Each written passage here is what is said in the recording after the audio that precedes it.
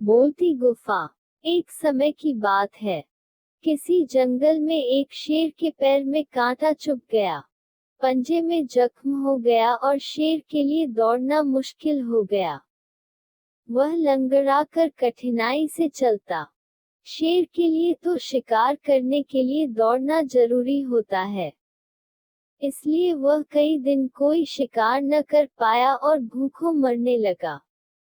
कहते हैं कि शेर मरा हुआ जानवर नहीं खाता, परंतु मजबूरी में सब कुछ करना पड़ता है। लंगड़ा शेर किसी घायल अथवा मरे हुए जानवर की तलाश में जंगल में भटकने लगा। यहाँ भी किस्मत ने उसका साथ नहीं दिया। कहीं कुछ हाथ नहीं लगा। धीरे धीरे पैर घसीटता हुआ वह एक गुफा के पास आ पहुंचा। गुफा गहरी और सकरी थी, ठीक वैसी जैसे जंगली जानवरों की मांद होती है। उसने उसके अंदर झांका। मांद खाली थी, पर चारों ओर उसे इस बात के प्रमाण नजर आए कि उसमें किसी जानवर का बसेरा है। उस समय वह जानवर शायद भोजन की तलाश में बाहर गया था। शेर चुपचाप दुबक कर बैठ गया, ताकि उसमें रहने वाला जानवर लौट आए तो वह उसे दबोच ले।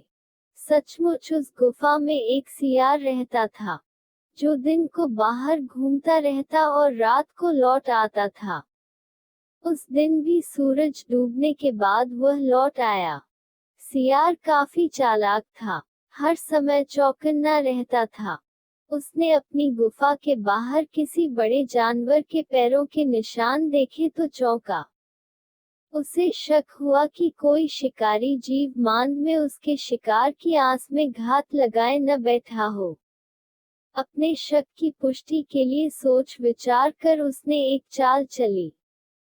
गुफा मुहाने से दूर जाकर उसने आवाज दी, गुफा, ओ गुफा।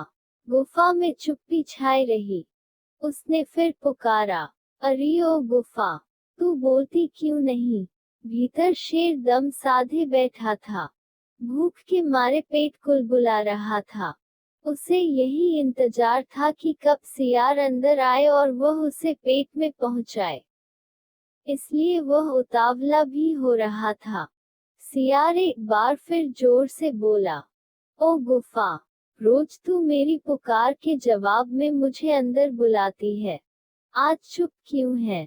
मैंने पहले ही कह रखा है कि जिस दिन तू मुझे नहीं बुलाएगी, उस दिन मैं किसी दूसरी गुफा में चला जाऊंगा। अच्छा तो मैं चला। यह सुनकर शेर हड़बड़ा गया। उसने सोचा, गुफा सचमुच सियार को अंदर बुलाती होगी, यह सोचकर कि कहीं सियार सचमुच न चला जाए। उसने अपनी आवाज बदलकर कहा, सियार राजा, मत जाओ, अंदर आओ न, मैं कब से तुम्हारी राह देख रही हूँ। सियार शेर की आवाज पहचान गया और उसकी मूर्खता पर हंसता हुआ वहां से चला गया और फिर लौटकर नहीं आया। मूर्ख शेर उसी गुफा में भूखा प्यासा मर गया।